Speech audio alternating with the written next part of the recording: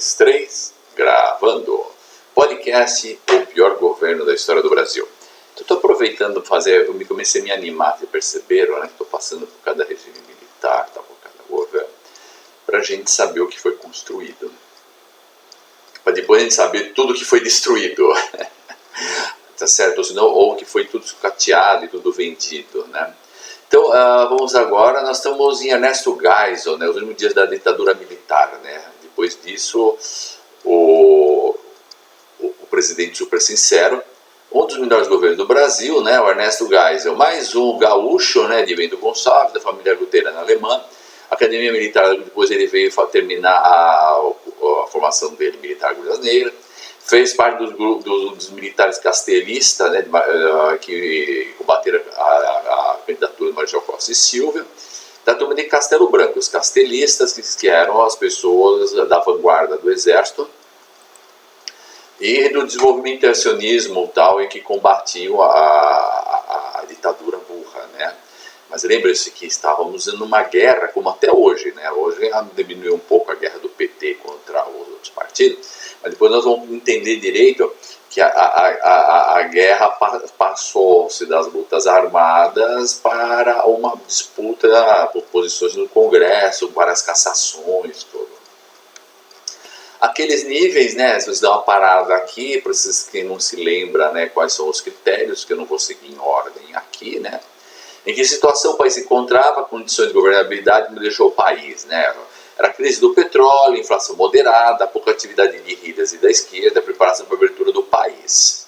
Então, nesse momento, começou a haver uma inversão, porque o pessoal que é militar, que não queria sair no largar osso, nem o Lula que já está 3 candidaturas aí, né, já está querendo para a 4ª, tá certo? Os militares também, então começaram a fazer o Rio Centro, jogar bomba, tal, criar um negócio de caos para não ter, para continuarem no poder, né? Isso entre a direita, entre a esquerda, tal, né? Tem um penacho maior, um penacho menor, a vaidade humana reina, né?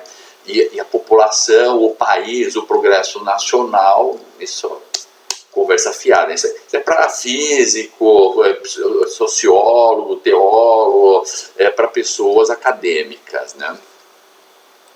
E estava então a preparação para a abertura política no país. Papel das estruturas estruturais, tal, né?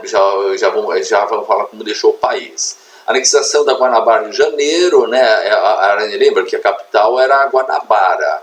Então está uma cidade, não tinha sentido você ter uma cidade de Brasília, que depois virar um estado com um deputado tal, não sei o quê, e ainda você ter uma cidade de Guanabara com deputado, senador e não sei o quê, né? É um absurdo, né? Isso no Brasil é o cabide de emprego, né? O Congresso Nacional é um cabide de emprego extremamente... É uma parasita que suga toda a seiva da árvore que é a nação, né? Tá certo? Divisão do Mato Grosso em 2, depois vai ter a divisão de Goiás no outro governo, não sei o que governo aqui para frente e tal. O Plano Nacional de Desenvolvimento, política desenvolvimentista que ajudou a manter a economia aquecida, tá? Principalmente no choque do petróleo.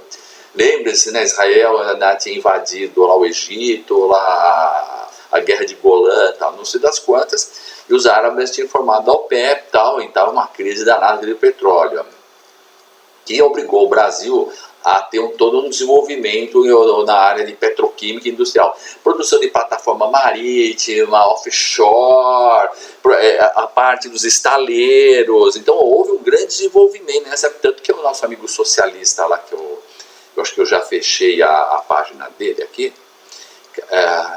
fechei. Ele coloca o Ernesto Geisel como o 3º melhor governo, o 4º melhor governo da história, né, do Brasil, né? Eu coloco lá como o 4º e o 5º, né? Mas tá ali, tá, isso não faz diferença nenhuma, né? Só para a vaidade deles lá de cima.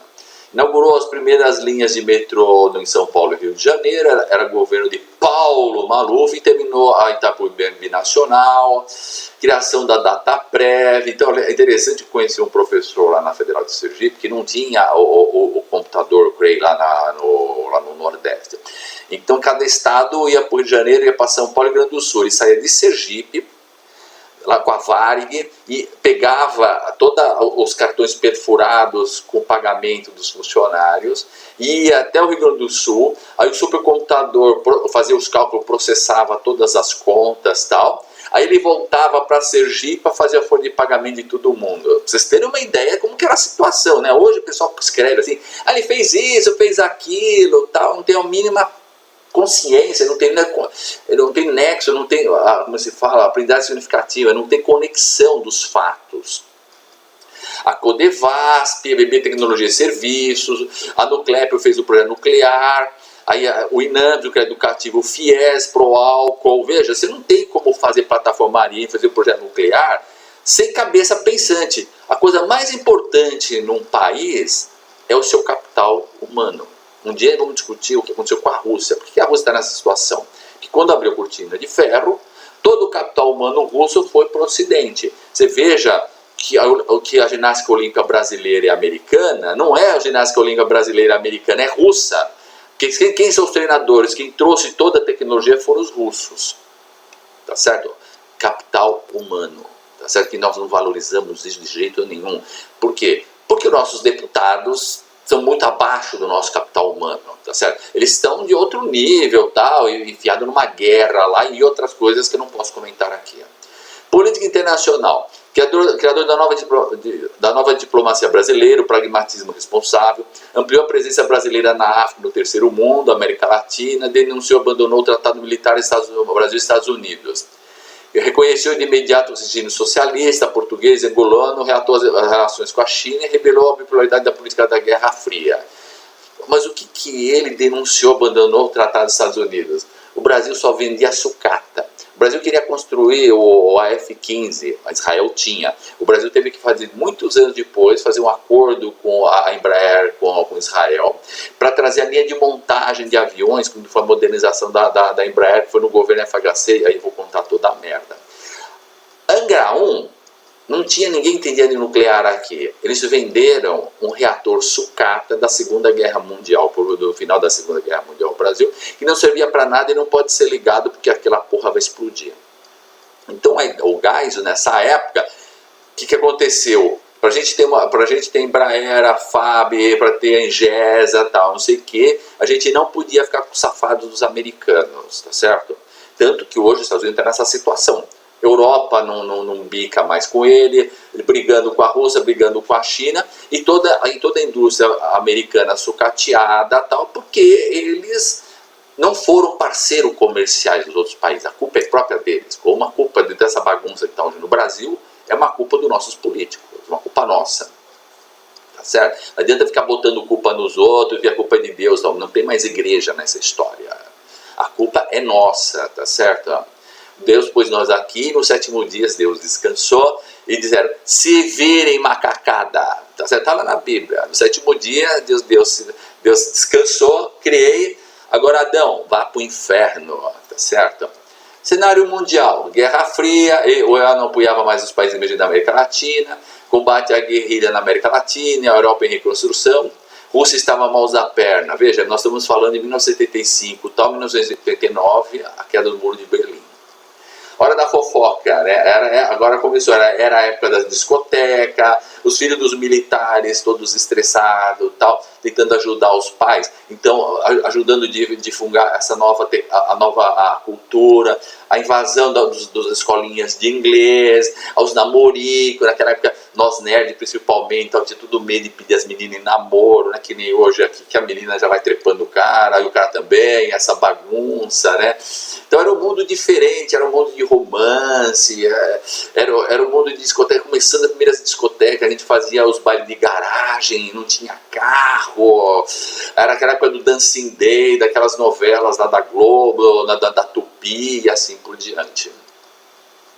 Governança e distribuição de cargos e corrupção. Época de ditadura, brincadeira, né? E essa época tinha corrupção, né? Era 20%, né? Não era como a de hoje, né? Mas ainda tinha lá o Sijoac Wake, né? Não dá tempo de contar as piadinhas do Sijoac Wake, né? Da refinaria, 100% da refinaria aqui, as piadas que a gente contava nas universidades e nas pós-graduações. Apesar que nessa época eu não estava na pós-graduação, eu estava entrando na USP, né? Então era 1979, entrei em 78, Então nessa época ainda existia um resquício daquela gentalha da turma armada, né, do PCdoB e tal, por lá, que fazia uma bagunça. E os nossos professores enchiam a gente de matéria para estudar e ficavam todo de olho na gente, assim, ficavam assim, olhando para ver se a gente era de esquerda, de direita. E aí tinha a Diva, né, que fazia ponte entre a USP e a política, era do PT, na época não era do PT, né, mas era do Partido Comunista, era comunista, vários professores da física, né, o Rocha Barros, tal, essa turma, e tinha o pessoal da direita que sentando o cacete na gente para a gente estudar e não pensar em outras coisas.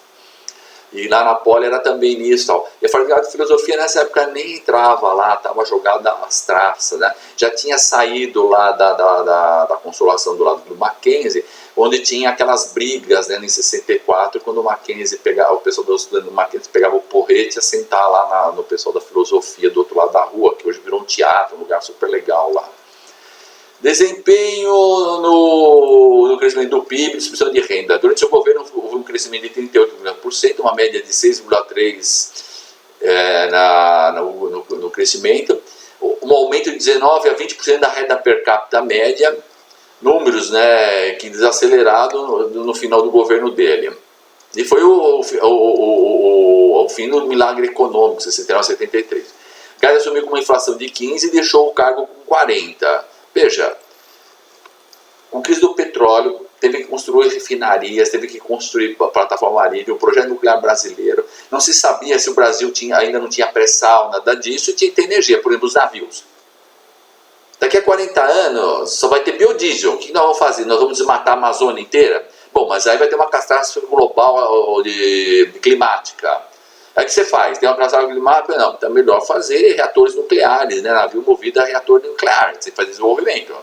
Então você tem um endividamento, sabe? E ainda tem a roubalheira, que é altíssima do Brasil, né? Depois nós vamos próximo presidente, aquele presidente, né, que vai dizer assim, prefiro tratar dos cavalos do que falar, né, com os políticos, né, com os homens. Ele fala com os homens, né, fala com os políticos, né?